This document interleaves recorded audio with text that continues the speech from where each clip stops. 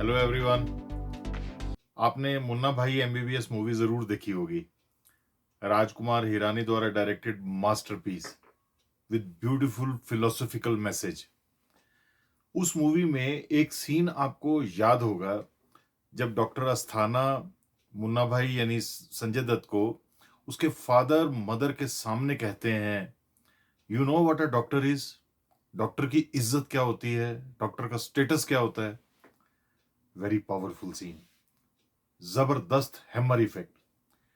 उस मूवी में उस सीन उस डायलॉग का जो भी कॉन्टेक्स्ट हो, पर एक बात तो है, डॉक्टर्स का, डॉक्टर टाइटल का एक गजब ऑरा होता है, इज्जत होती है, स्टेटस होता है। पर मैं इसमें सिर्फ मेडिको डॉक्टर्स की बात नहीं कर रहा, यानी एमबीबीएस एमडी एमएस डॉक्टर्स की, बल्कि पीएचडी डॉक्टर्स की भी, जिन्होंने किसी भी टॉपिक सब्जेक्ट में डॉक्टरेट की है। PhD, doctorate of philosophy. किसी के नाम से पहले जब डॉक्टर शब्द लिखा होता है या नाम के बाद पीएचडी लिखा होता है तो ऑटोमेटिकली एक रिस्पेक्ट जागती है। डॉक्टरेट इन हिंदी मीन्स वाचस्पति, यानी बहुत बड़ा विद्वान, उस टॉपिक पर पंडित, an authority in that subject.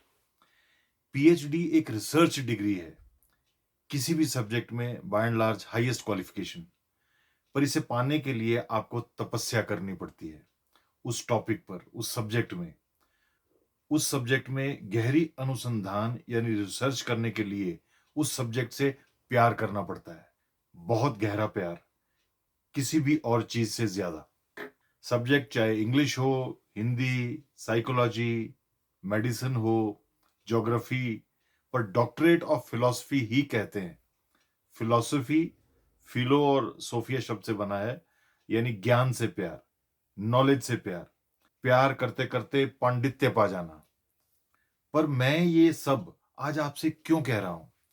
क्योंकि रिसेंटली मैं एक ऐसी ही डॉक्टर से मिला, पीएचडी डॉक्टर से, जिससे मुझे लाइफ का एक बेहतरीन और कीमती लेसन मिला, जो शॉर्ट में आज मैं आपसे शेयर करना चाहता हूं। वो पीएचडी लेडी मेरे फ्रेंड की सिस्टर हैं, जो किसी सिलसिले में ऑस्ट्रेलिया से आई थी।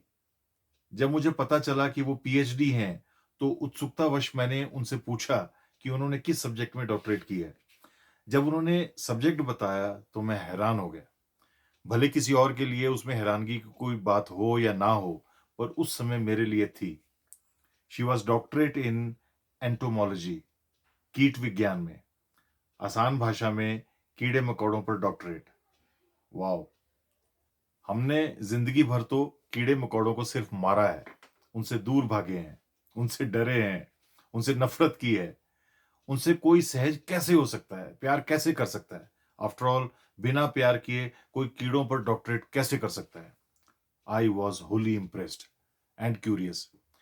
पूछने पर उन्होंने बताया कि उनकी पीएचडी रिसर्च का टॉपिक था insect behaviour and communication, to investigate the intricate communication systems and behaviours of insects. यानी इस बात पर शोध करना कि कीड़े आपस में कम्युनिकेट कैसे करते हैं, कीड़े मकोड़ों के समाज में इंटरेक्शंस कैसे होती है। My goodness, how did you do that? I asked her. कोई ये कैसे पता कर सकता है? I thought. उसने मुझे बताया कि उसे 3 साल लगे उस पीएचडी में, और इन 3 सालों तक वो कीड़ों के बीच रही, सिर्फ आउटडोर्स और जंगलों में ही नहीं बल्कि घर में भी। उसके कमरे में किसी भी समय, at any given time, hundreds of insects, सैकड़ों कीड़े होते थे, एरेटेड यानी हवादार स्पेशल बॉक्सेस में, कंट्रोल्ड एटमॉस्फेयर में, और कई तो इवन खुले में। उसने मुझे बताया कि उसके भाई बहन, मॉम डैड, रिश्तेदार, फ्रेंड्स, हर कोई उसके कमरे में आने से डरता था, उससे हाथ मिलाने से, पास बैठने से पहले 4 बार सोचता था। उसका नाम भी कईयों ने कीड़े वाली नीतू रख दिया था। I change the name to protect her identity. उसने मुझे बताया कि 3 साल के बाद तो उसे खुद ये लगने लगा था कि वो एक कीड़ा है, उन्हीं में से एक। After all, she said, how could I study the insects, their behaviour, without being very very close to them, without being one of them. She said, उन 3 सालों में उसका 8 किलो वेट कम हो गया था, क्योंकि कई कई बार कीड़ों के साथ काम करते उसका खाना खाने का मन ही नहीं करता था। वैसे भी अनगिनत बार रिसर्च ऑब्जर्वेशंस और डेटा कलेक्शन में इतना उलझ जाती थी कि खाने पीने का होश ही नहीं रहता था। मैंने उससे फिर पूछ ही लिया कि तुम्हें कीड़ों से डर नहीं लगता था? वो घिनौने नहीं लगते थे? She smiled and then laughed on hearing my question. वो बोली, शुरू शुरू में तो बहुत घिन आती थी, कीड़ों से डर लगता था, पर धीरे धीरे जब मैंने पाया कि कीड़ों की कोई मंशा नहीं है मुझे मारने या नुकसान पहुंचाने की, तो मेरा डर पहले कम और फिर खत्म हो गया। शी सेड उसने पाया कि कीड़े मकोड़े उन छोटे बच्चों की तरह होते हैं जिनका कोई मकसद नहीं होता आपको नुकसान पहुंचाने का। वो बस आपको एक मिनी पहाड़ या दोस्त समझकर आपके ऊपर चढ़ते उतरते रहते हैं। आपके शरीर की टोपोग्राफी को अपना शहर समझते हैं, प्लेग्राउंड समझते हैं। शी सेड पहले तो मैं ग्लव्स पहनती थी, पर धीरे धीरे 2-3 बार बीमार होने के बाद जब इम्यूनिटी बढ़ गई तो मैंने ग्लव्स पहनने भी बंद कर दिए। रही डर की बात, तो शी सेड उसने उनके बिहेवियर पैटर्न स्टडी करते करते पाया कि वो अटैक सिर्फ सेल्फ डिफेंस में करते हैं। उनके पास बहुत सिंपल प्रिमिटिव दिमाग होता है। उनके पास इतना दिमाग नहीं होता है इंसान की तरह कि दूसरों को मजे के लिए या मूर्खता के चलते नुकसान पहुंचाने के बारे में सोचें।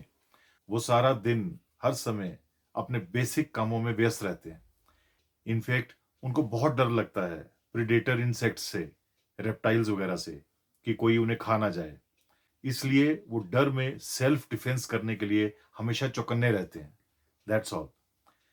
शी सेड उसने अपने कई कीड़ों का नाम रखा हुआ था। अमेरिका, रशिया, जर्मनी, जापान, टिड्डा, पहलवान, हीरो, हीरोइन, जंपर, क्लाइंबर और ना जाने क्या क्या।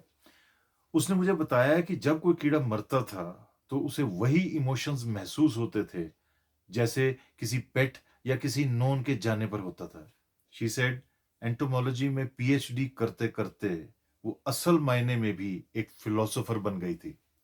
शी सेड उसने एज होमोसेपियन दूसरी स्पीशीज की प्रेजेंस में जीना सीख लिया था। उसने ये सीखा और महसूस किया कि इंसेक्ट हो या कोई भी जीव जंतु, कोई आपको व्यर्थ में मारना नहीं चाहता। वो जब डर जाते हैं सिर्फ तब घबराकर रिटेलिएट करते हैं, वरना अगर उन्हें आप पर विश्वास हो जाए कि आपसे उन्हें कोई खतरा नहीं, तो आपके साथ वैसे ही खेलेंगे जैसे कोई छोटा बच्चा आपसे खेलता है, जब तक आप उसे हर्ट ना करें या उसका विश्वास ना तोड़ें।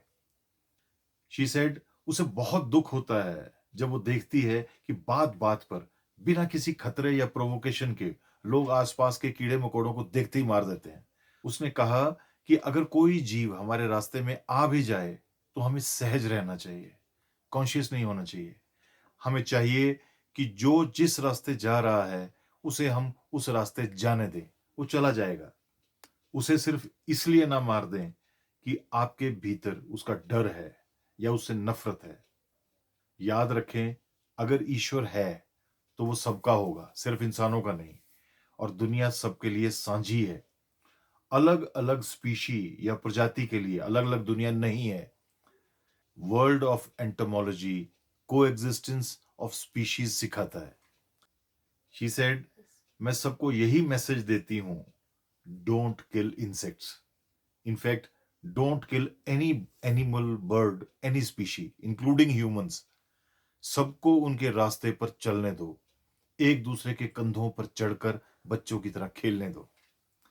Don't kill anyone just because you feel threatened, maybe they are afraid because of your threat. बहुत मुमकिन है सामने वाला खुद डरा हुआ हो आपको थ्रेट समझकर।